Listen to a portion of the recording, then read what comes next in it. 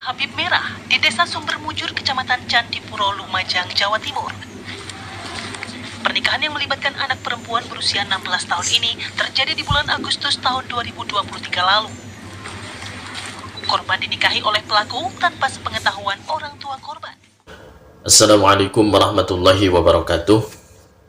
Saudara-saudaraku kaum muslimin dimanapun saat ini Anda berada, kita tentunya sama-sama sudah mendengar, melihat dan menyaksikan berita viralnya seorang pengurus pondok pesantren yang berada di Lumajang yang bernama Muhammad Erik, yang diketahui bahwa dia ini adalah seorang pengajar di salah satu pondok yang terkenal dengan Pondok Habib Merah.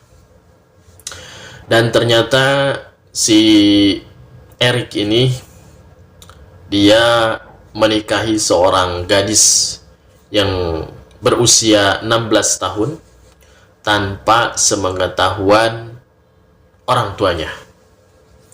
Maka ini adalah sebuah dosa besar. Saya bingung dan saya heran. Kenapa bisa terjadi seperti itu? Ini pesantren model apa kayak begini? Pengurusnya seperti itu. Guru fikihnya seperti itu. Itu dia belajar di mana? Dikemanakan ilmunya? Kok dia nggak tahu hukum seperti itu? Saya himbau kepada, kalau kita mau memasukkan anak kita ke pondok pesantren, lihat dulu pengurus-pengurusnya, pimpinannya berilmu apa enggak. Jangan karena punya gelar, punya titel,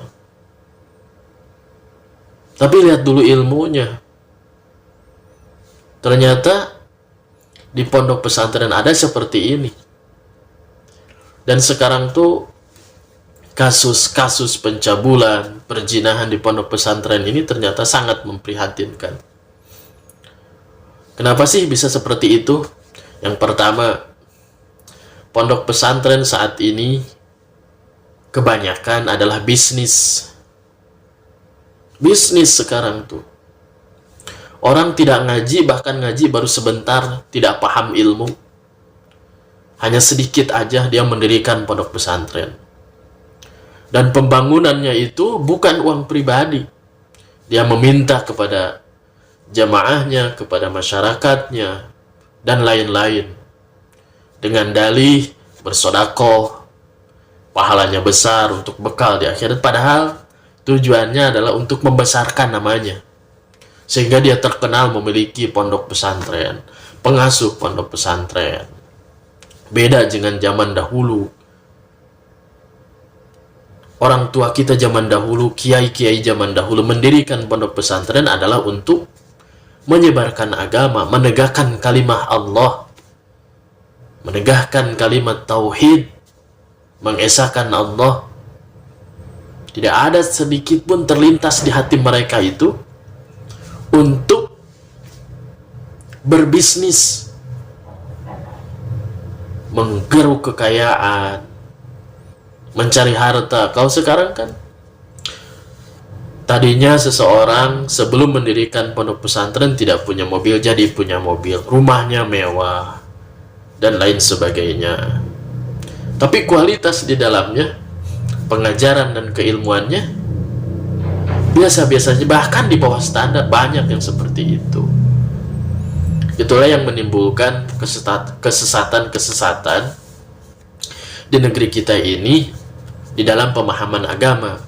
Dikarenakan banyak orang-orang yang dia itu sebenarnya belum pantas memiliki pondok pesantren, tapi dia memaksakan diri, sehingga ya dia mengajarkan apa adanya.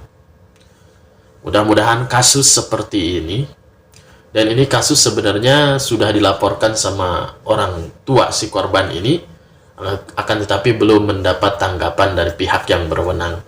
Mudah-mudahan kasus-kasus seperti ini yang mencoreng nama pondok pesantren tidak terulang kembali, Dan mudah-mudahan negara ini bisa hadir. Mudah-mudahan kasus ini bisa terselesaikan. Dan saya berharap supaya orang itu dihukum. Karena dia telah memaksakan mengambil anak orang lain. Demikian. Wassalamualaikum warahmatullahi wabarakatuh.